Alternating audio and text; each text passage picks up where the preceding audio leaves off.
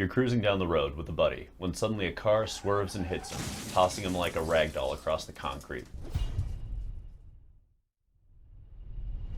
What are the steps when you witness a crash? And let's say you're an eyewitness. What are you supposed to do in that moment? Absolutely, the first thing you need to do is block traffic. You just described the situation perfectly. You've got a biker laying in the roadway.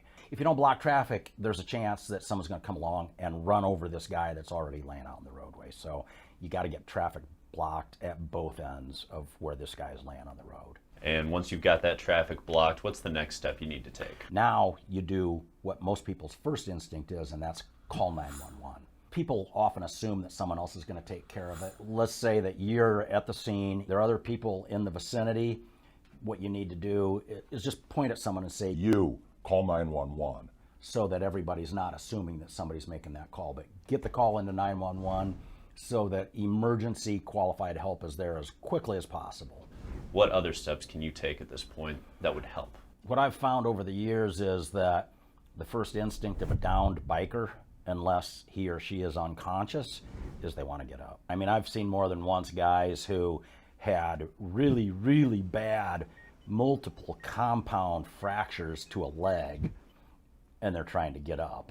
You need to encourage that biker to stay down, not to move, because you never know what the injuries are, and moving may cause things to get worse. Part of that is the adrenaline too. You know, they've been in a crash, their adrenaline's pumping. They may not even feel the injuries that are within them. You know, like maybe they know they have road rash, but they have internal bleeding and they're completely unaware because the adrenaline's pumping. You're right, the adrenaline is pumping. They don't feel that pain yet. And if I step on that leg, those bone fragments, I mean, it's going to become so much worse. It's so important to keep that biker down. There are things that you shouldn't do also. I mean, don't start taking shit off of them. You got a biker there with a helmet on.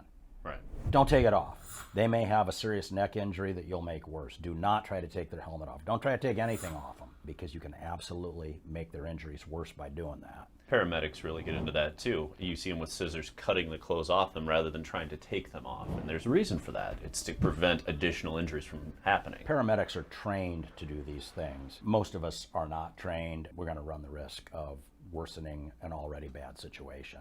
Do not take it off. You know, the clothing's on fire, obviously. It's a different scenario. Yeah, right. Yeah, jacket's drenched in gas and it's on fire. Yeah, okay, that's an exception. Get that thing off of them. Right, but otherwise, you're right. The steps we've talked about so far, we're taking care of the safety things. Once all the safety things are taken care of, now it's time to start documenting what's happened. So, there are people standing around at the scene. More often than not, law enforcement will get maybe contact information for 1 or 2 people, but there were 8 people there. Get name and contact information from every single person that stops at the scene. That's the first thing. Next step is start taking pictures. I mean, pictures are so important in litigated cases. I mean, where's the debris from the crash? Where are the skid marks and scuff marks, and how far did the bike go after the crash? All that kind of stuff. Take way more pictures than you think you need, because you're probably going to need them all. It would not be overdoing it to take 100 photos of the scene. No, it would not. Now, you're prepared to be a hero if someone gets hit, but what happens if you get hit by a driver without insurance? Click over here to make sure you don't get screwed.